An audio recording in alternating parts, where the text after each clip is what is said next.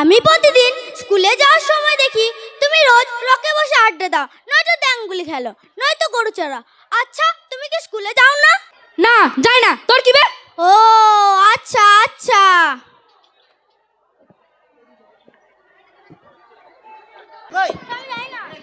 তোমরা সকলে বুঝতে পেরেছো তো?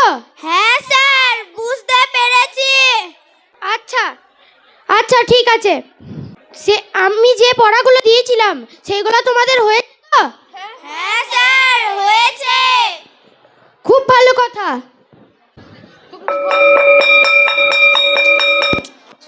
ঠিক আছে, আজ তাহলে এই পর্যন্তই থাক। কাল আবার নতুন অধ্যায় শুরু হয়। তোমাদের আজ ছুটি হয়ে গেছে, তোমরা আজ যেতে পারো।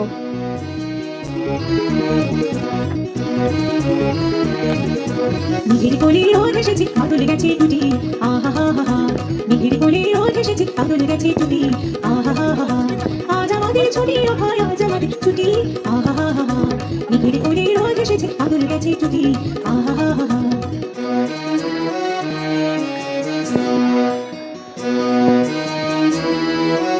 কথা বলার ছিল।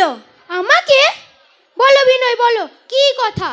স্যার, বলছিলাম যে এই পাড়ারই রহিম বলে একটা ছেলে রোজ রকে বসে আড্ডা দেয়, স্কুলে আসে না কেন স্যার? এখানকারই ছেলে? হ্যাঁ, এই পাড়ারই ছেলে। ঠিক আছে, আমি স্কুল থেকে বাড়ি ফেরার সময় তার খবর নেব। তুমি কি তার বাবার নাম জানো? ঠিক জানি না, তবে কাকে একজন যেন বলতে শুনলাম তার বাবার নাম নাকি রমজান আলী। ঠিক আছে, তুমি এখন বাড়ি যাও, আমি স্কুল থেকে ফেরার সময় তার খবর নেব।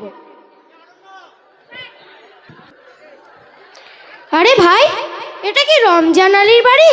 হ্যাঁ, এইটাই রমজানের বাড়ি, আপনি যান।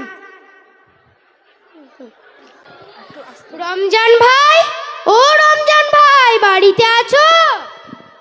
কে আপনি? আপনাকে তো ঠিক চিনতে পারলাম না। আমি একজন মাস্টার মশাই।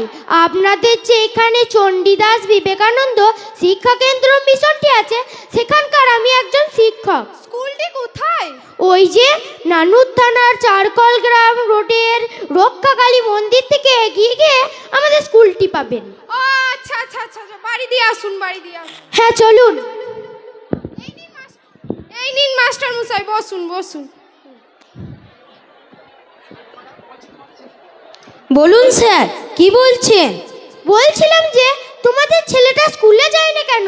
স্যার, স্কুলে গিয়ে কি আর হবে বলুন?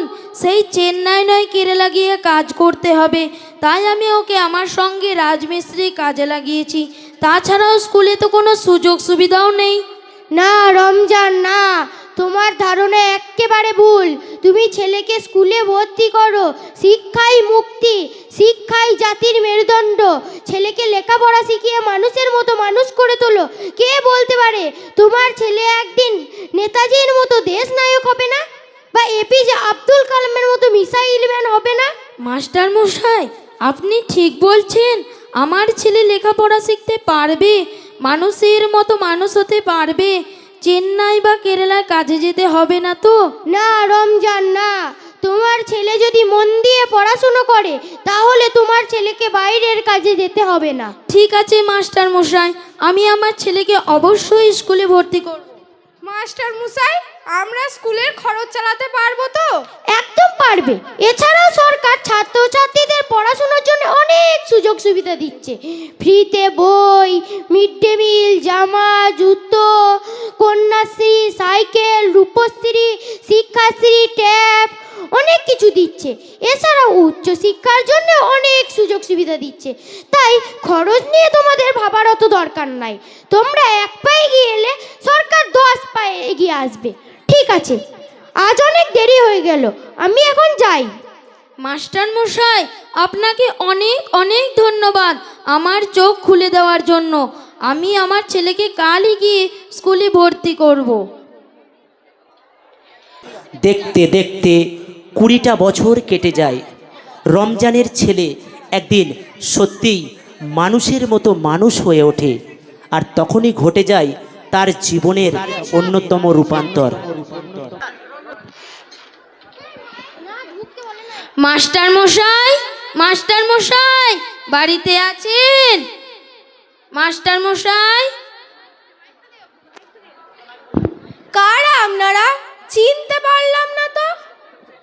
আমরা পাশের গ্রাম থেকে এসেছি মাস্টার মশাইয়ের সঙ্গে দেখা করতে। ও আচ্ছা আচ্ছা, আপনারা ভিতরে আসুন।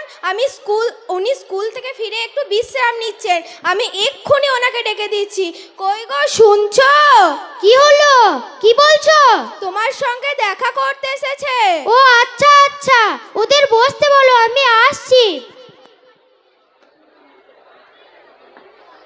আরে রমজান ভাই যে, কেমন আছো? শরীর ভালো আছে তো? আরে থাক থাক, অনেক বড় হও। মাস্টার মশাই, আমার ছেলে লেখাপড়া শিখে মানুষ হয়েছে, মানুষের মতো মানুষ হয়েছে, তাই আপনার কাছে আশীর্বাদ নিতে এসেছে আর আপনাদের মিষ্টি মুখ করাতে এসেছে।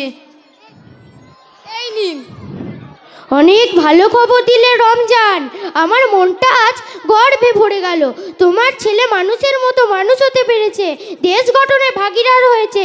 রমজান, এরকম বাঙালি সব ছেলে মেয়েদের লেখাপড়া শিখে মানুষের মতো মানুষ হওয়া উচিত, দেশ গঠনে ভাগীদার হওয়া উচিত। তাই সকলে মিলে বলো, মোরা এক বৃন্দে দুটি কুসুম, হিন্দু